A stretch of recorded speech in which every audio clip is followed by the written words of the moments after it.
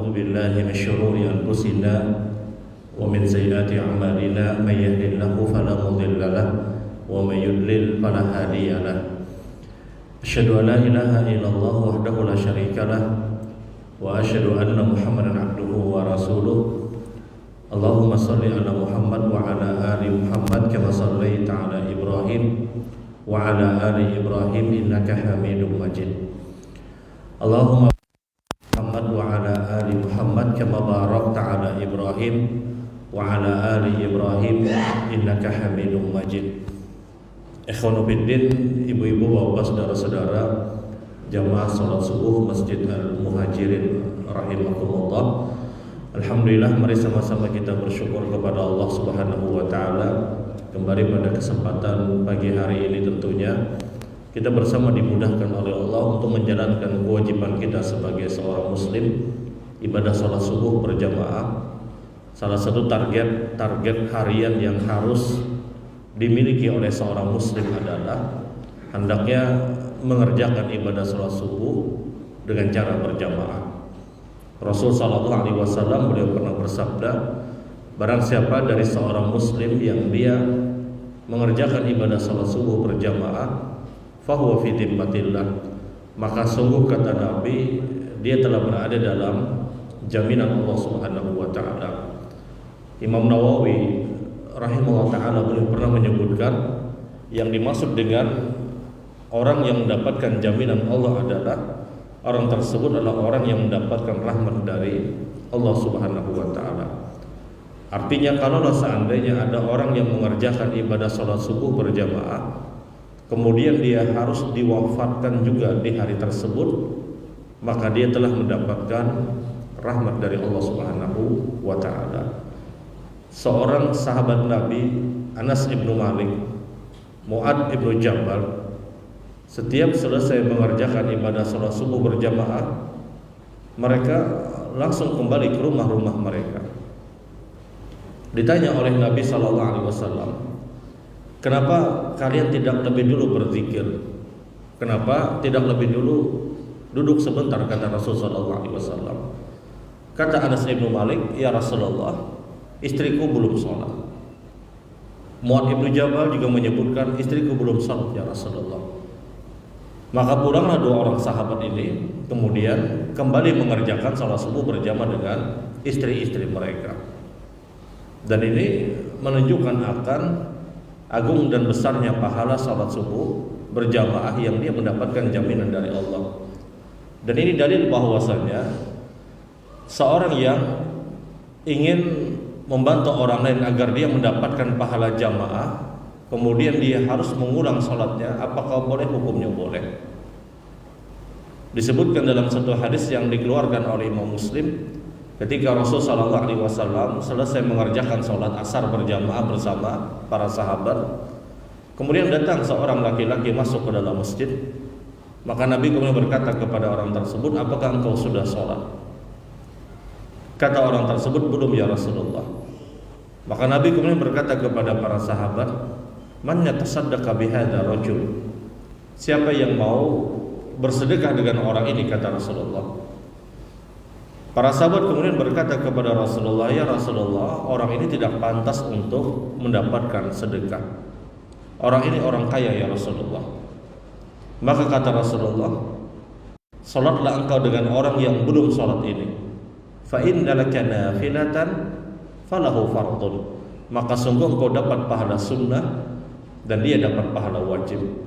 Dan ini dalil bahwasanya ketika kita sudah melaksanakan salat berjamaah, kemudian ada orang yang belum mengerjakan salat berjamaah, apakah boleh kita membantu orang tersebut untuk mendapatkan pahala jamaah? Hukumnya boleh.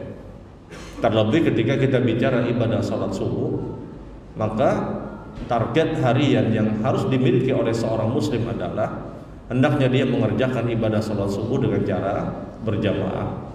Karena kata Nabi sallallahu alaihi wasallam, fa huwa fi dhimmatillah, maka sungguh orang yang mengerjakan salat subuh berjamaah dia telah mendapatkan jaminan dari Allah Subhanahu wa taala.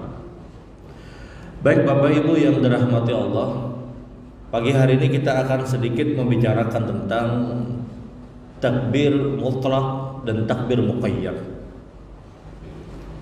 Hari-hari Dzulhijjah 1 sampai 10 Dzulhijjah dan hari-hari tasyriknya kita dianjurkan dan disunnahkan untuk memperbanyak kalimat takbir.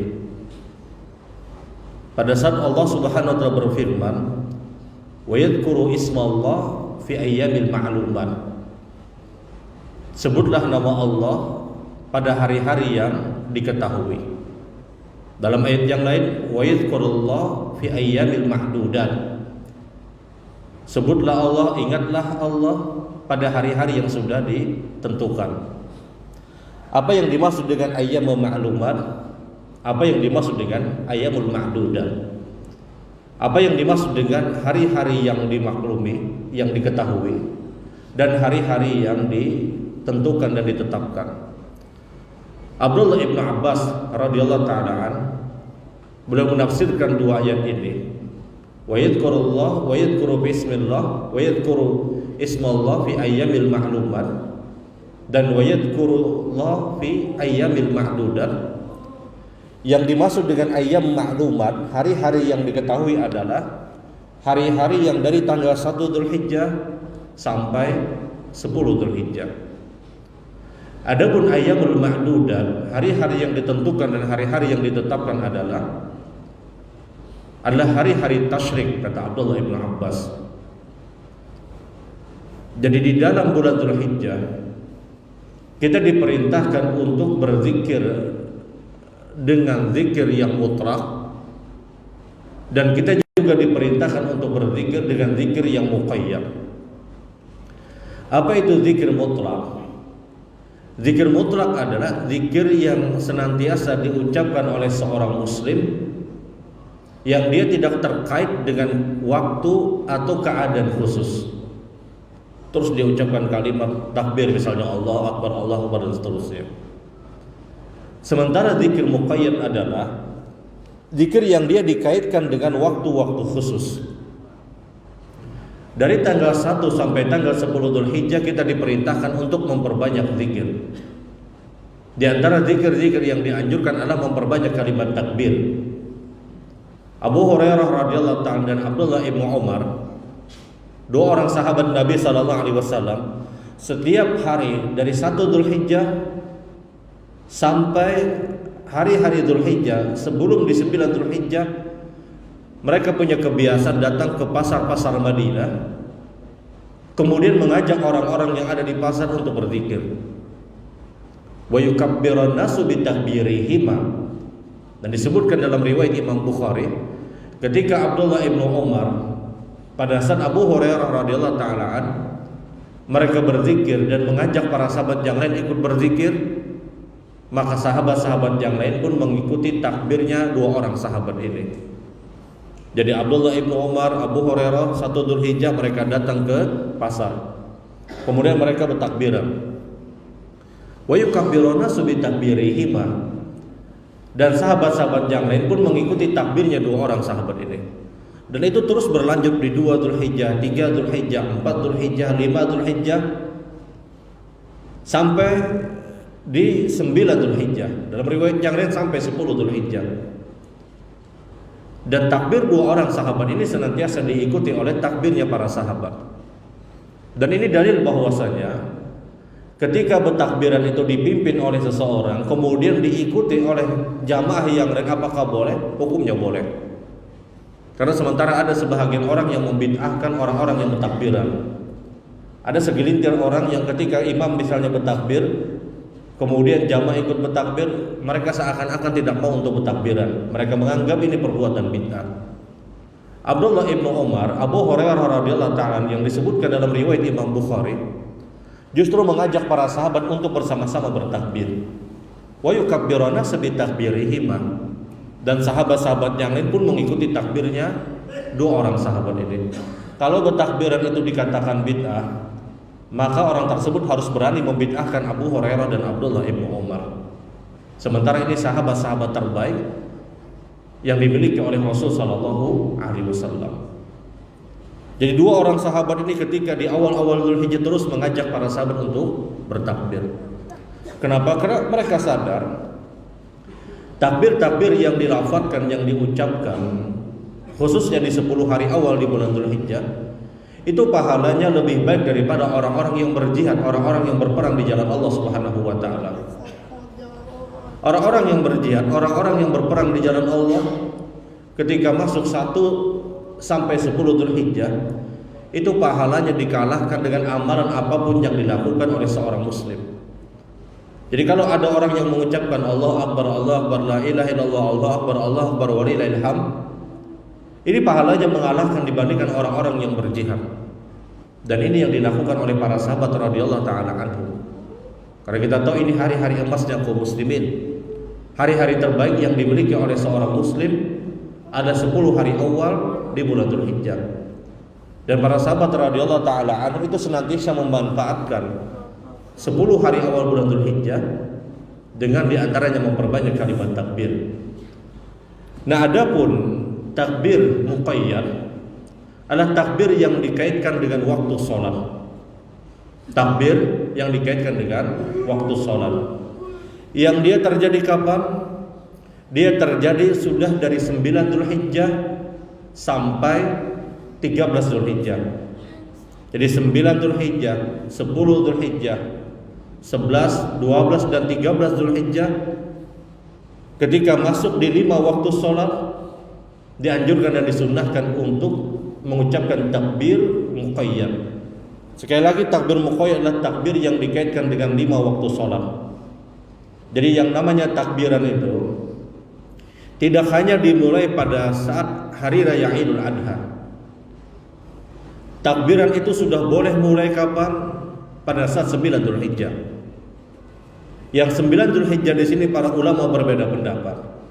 Apakah sudah mulai di subuh 9 Dzulhijjah, atau apakah di waktu zuhur 9 Dzulhijjah, atau di waktu asar 9 Dzulhijjah? Ulama berbeda pendapat. Namun yang namanya bertakbiran itu sudah boleh dari 9 Dzulhijjah atau hari Arafah. Dan itu dilakukan oleh para sahabat radhiyallahu taala anhum. Jadi sekali lagi, yang namanya bertakbiran ketika di bulan Dzulhijjah tidak hanya dimulai pada saat hari raya Idul Adha. Berbeda dengan 1 Syawal, takbiran Idul Fitri itu dimulai kapan? Ketika di malam hari raya. Di malam 1 Syawal, dan dia selesai kapan? Selesai pada saat kita sudah selesai melaksanakan sholat hari raya Idul Fitri. Sementara Idul Adha, yang namanya takbiran di Idul Adha, itu sudah mulai pada 9 Dzulhijjah. Hari raya tanggal 10 Dzulhijjah di hari Rabu lusa, di hari Rabu nanti. Hari Selasa 9 Dzulhijjah itu sudah boleh untuk bertakbiran. Nah, takbiran dari 9 Dzulhijjah sampai 13 Dzulhijjah ini dikenal dengan istilah takbir muqayyad. Takbir yang dikaitkan dengan 5 waktu sholat. Yang sekali lagi di 9 Dzulhijjah di sini ulama berbeda pendapat, apakah sudah dimulai dari subuh, apakah dari zuhurnya, atau apakah dari asarnya. Sebagian ulama menyebutkan dari subuh itu sudah boleh mulai, sebagaimana perbuatan sebagian sahabat. Sebagian ulama lain boleh melakukannya pada waktu zuhur ataupun pada waktu asar di 9 Dzulhijjah. Jadi kalau misalnya ada sudah orang mulai bertakbiran di hari Selasanya, Selasa nanti, tidak boleh kita menyatakan, oh ini salah, kenapa belum hari raya? Bukan. Ini takbiran yang sifatnya muqayyad. Takbiran yang sifatnya dikaitkan dengan 5 waktu sholat, yang dia sudah mulai dari 9 Dzulhijjah sampai 13 Dzulhijjah. Kalau ada orang yang sudah bertakbiran misalnya di waktu asar 9 Dzulhijjah, belum masuk waktu maghrib hari raya, apakah boleh? Boleh. Dan ini dilakukan oleh para sahabat. Dan ini pun difatwa oleh Majelis Tarjih Muhammadiyah, akan bolehnya orang tersebut sudah bertakbiran di 9 Dzulhijjahnya. Tinggal khilafnya adalah apakah di waktu subuhnya sudah boleh, apakah zuhur atau apakah asar. Namun 9 Dzulhijjah itu sudah boleh yang namanya bertakbiran, yang dikenal dengan istilah takbir muqayyad, takbir yang dikaitkan dengan 5 waktu sholat. Takbir apa yang diperintahkan? Model takbirnya seperti apa? Di antara takbir yang disebutkan dalam beberapa praktek perbuatan para sahabat adalah kalimatnya Allahu Akbar, la ilaha illallah, Allahu Akbar walillahil hamd. Dan ini masyhur. Atau ada juga dengan kalimat Allahu Akbar kabira. Atau Allahu Akbar kabira. Ini 3 riwayat masyhur. Yang Allahu Akbar la ilaha illallah, Allahu Akbar walillahil hamd. Ini perbuatan Abdullah ibnu Umar, perbuatan Abdullah ibnu Mas'ud, dan perbuatan Ali bin Abi Thalib. Putusan tarjih menyebutkan takbir yang muqayyad itu mengambil pilihan pada sebagaimana perbuatan Abdullah ibnu Umar yang 2 kali bertakbir Allahu Akbar la ilaha illallah, Allahu Akbar walillahil hamd. Namun apakah boleh yang 3 kali? Silakan. Tapi bicara mana yang paling sering dilakukan oleh para sahabat hanya menggunakan 2 kali takbir. Dan itu berlaku di 5 waktu sholat. Dari 9 Dzulhijjah, 10 Dzulhijjah, sampai 13 Dzulhijjah. Dan dia berhenti kapan? Di 13 Dzulhijjah di waktu asar. 13 Dzulhijjah di waktu asar itu terakhir bertakbiran. Kalau sudah masuk waktu maghrib, maka sudah masuk 14 Dzulhijjah. Maka tidak ada lagi takbir muqayyad. Tidak ada lagi takbir yang dikaitkan dengan 5 waktu sholat. Jadi dia berhenti di 13 Dzulhijjah pada waktu asarnya. Adapun takbiran yang mungkin biasa juga pernah kita dengar dengan kalimat yang ada tambahannya Allahu Akbar kabira walhamdulillahi katsira wa subhanallahi bukratan wa asila la ilaha illallah Allahu akbar wa la na'budu illa iyyah mukhlishina lahuddin walau karihal musyrikun walau karihal kafirun walau karihal munafiqun. Kemudian ada yang menambahkan sadaqa wa'ada wa nasara 'abda wa hazama ahzaba wa'ada. Tidak satu pun menggunakan hadis yang sahih. Belum tegaskan kalimat yang menambah sadaqa wa'dah wa nasara 'abda wa hazama ahzaba wahda, atau yang dimulai juga dengan kalimat la na'budu illa iyya mukhlishina lahuddin walau karihal musyrikun walau karihal munafiqun walau karihal kafirun, dan yang lainnya. Tidak satu pun menggunakan hadis sahih, dan itu difatwa oleh Tarjih Muhammadiyah. Ini bukan bersumberkan dari hadis-hadis sahih. Jadi kalau hendak takbiran yang sederhana saja, yang Allah Akbar la ilaha illallah, Allahu Akbar walillahil hamd, atau yang Allah Akbar kabira, atau yang Allah Akbar kabira, yang berpanjang-panjang tadi, yang sadaqa wa'dah wa nasara 'abda wa hazama ahzaba wahda, atau yang la na'budu illa iyyah mukhlishina lahuddin walau karihal musyrikin walau karihal kafir walau karihal munafiqun, tidak bersumberkan dari hadis-hadis sahih. Tapi memang kalimatnya keren. Walau karihal musyrikun, walau karihal munafiqun, walau karihal kafirun. Tapi dia tidak bersumberkan dari hadis Rasul sallallahu alaihi wasallam. Karena model kalimat yang menyebutkan sadaqa wa'ada wa nasara 'abda wa hazama ahzaba wahda, yang sebelumnya dengan Allah Akbar, itu justru takbiran ini dilakukan Rasul sallallahu alaihi wasallam kapan? Ketika menaiki Bukit Safa. Pada saat beliau sa'i. Ketika Nabi naik ke Bukit Safa, membaca inna safa wal marwata min sya'airillah, Rasulullah baca Allah Akbar la ilaha illallah wahdahu la syarikalah lahul mulku wa lahul hamdu wa huwa ala kulli syai'in qadir sadaqa wa'da wa nasara 'abda wa hazama ahzaba wahda. Ini kapan? Ketika menaiki Bukit Safa. Tapi masuk takbiran di 9 Dzulhijjah, 10 Dzulhijjah, 11, 12 dan 13 Dzulhijjah, maka tidak ada kalimat sadaqa wa'da dan seterusnya. Dan sekali lagi mohon maaf, belum bicara atas nama tarjih. Tarjih Muhammadiyah hanya memutuskan di Allah Akbar la ilaha illallah, Allahu Akbar walillahil hamd, atau Allah Akbar kabira, atau Allah Akbar kabira. Kenapa? Karena ini dilakukan oleh Abdullah ibnu Umar, dilakukan oleh Ali bin Abi Thalib, dilakukan oleh Abdullah ibnu Mas'ud, dilakukan oleh mayoritas para sahabat radhiyallahu taala anhum. Jadi yang namanya bertakbiran tadi, takbiran sebagaimana yang mayoritas dilakukan oleh para sahabat, dan ini pendapat yang paling aman, pendapat yang paling banyak diikuti oleh para ulama, karena itu mayoritas praktek para sahabat radhiyallahu taala anhum. Jadi takbir muqayyad itu sudah bisa mulai di 9 Dzulhijjah, 10, 11, 12 dan 13. Bagaimana teknisnya? Bagaimana caranya? Selesai sholat, setelah kita mengucapkan salam, kita istighfar, astagfirullah, astagfirullah, astagfirullah. Allahumma antas salam wa minkas salam tabarakta ya dzal jalali wal ikram. Maka silakan setelah itu bertakbiran. Karena tasbih, tahmid, takbir yang 33, 33, 33 itu ditempatkan kapan? Kalau sudah tuntung bertakbiran. Kalau sudah selesai bertakbiran. Tinggal menentukan jumlahnya saja lagi. Hendak 2 kali, hendak 3 kali, hendak 4 kali, terserah. Namun para ulama itu menyukai bilangan takbiran yang itu dikaitkan dengan 5 waktu sholat, itu hendaknya dengan jumlah-jumlah yang ganjil. Misalnya 3 kali diulangi, misalnya 5 kali diulangi, tergantung bagaimana kondisi jamaah. Karena kalau berhitung ganjil, 99 ganjil juga. Lihat kondisi jamaahnya kayak apa. Kalau misalnya di waktu zuhur orang banyak pekerjaan terkhusus, misalnya waktu penyembelihan misalnya, jangan panjang-panjang takbirannya. Kenapa? Sapi belum tuntung. Ya sudah, dia takbirannya lihat kondisinya kayak apa. Mungkin dia ulang 3 kali, dia ulang 5 kali, dia ulang sampai 7 kali. Dan sekali lagi ada perbedaan antara takbir mutlak dengan takbir muqayyad. Takbir mutlak itu bebas kapanpun waktunya, dan dia sudah mulai dari 1 Dzulhijjah. Sementara takbir muqayyad itu hanya dikaitkan di 5 waktu sholat, dan dia sudah boleh untuk diucapkan, dilakukan pada 9 Dzulhijjah sampai 13 Dzulhijjah.